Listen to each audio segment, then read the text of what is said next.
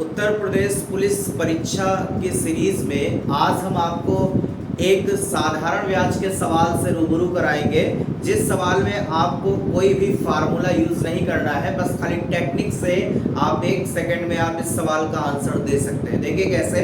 अभी last time आपको हमने एक कॉन्सेप्ट बताया था सवालों में कि अगर कभी भी दो अलग अलग चीजें दी हैं और उसका एक मिक्सअप दिया है तो उस कंडीशन में एलिगेशन के कॉन्सेप्ट को लगा सकते हैं। ठीक है, देखिए जो एलिगेशन होता है ये बहुत ही इम्पॉर्टेंट है और बहुत ही सार्थक है। अगर आप इन सब अगर सवालों में आप अगर एलिगेशन के मेथड को समझ जाओगे तो कोई भी इससे रिलेटेड सवाल अगर आपको मिल गया तो आप उस सवाल में आसानी से आंसर दे सकते हैं। ठीक है, तो पहले एक बार जरा सवाल को बोर्ड पे जो लिखा है इसको पढ़ा जाए।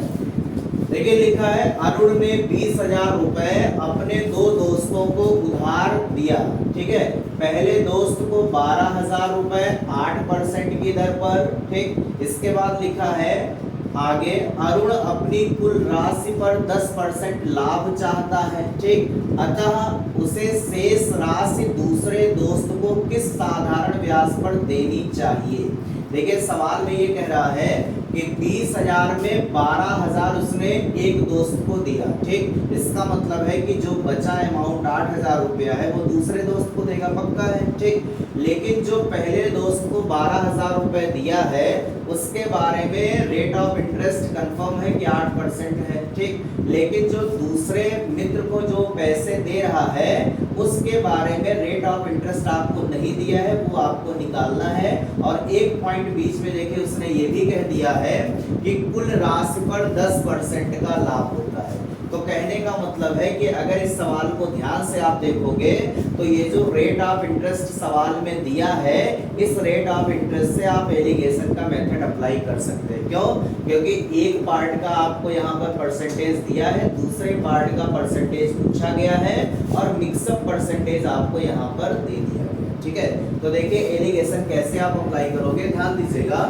देखिए 20,000 टोटल अमाउंट था, ये आपको दिया गया सवाल में। ठीक, 20,000 में 12,000 दिया गया है पहले दोस्त को, तो कहने का मतलब है कि जो 8,000 होगा वो दूसरे दोस्त को दिया जाएगा, पक्का है। ठीक, अब इसके बाद आपसे कह रहा है कि जो 12,000 जिस दोस्त को दिया गया है उसका रेट ऑफ इंटरेस्ट 8% दिया है। ठीक, दूसरे दोस्त का आपको काउंट करके बताना है और जो टोटल लाभ दिया है वो टोटल लाभ आपको 10% का दिया है। एक बार ध्यान से दोबारा सुनिए। देखिए 12,000 रुपए पर 8% दिया है, 8,000 रुपए का आपको यहाँ पर रेट ऑफ इंटरेस्ट गेस करके बताना है और टोटल आपको यहाँ पर लाभ दिया है 10% का।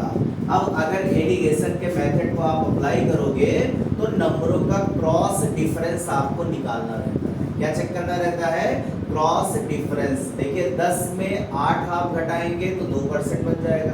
क्लियर है? अब इस जगह वाली वैल्यू आपको गैस करनी है, भाई इस जगह क्या आ सकता है। तो कैसे गैस करोगे? अब इस रेट ऑफ इंटरेस्ट को रुपए से पकड़ना सीखिए। जैसे यहाँ पर क्या दिया है कि भाई 2% का मान दिया है 8,000 के बराबर। ध्यान से दोबारा सुनिए, यहाँ पर दिया है 2% बराबर 8,000 रुपए।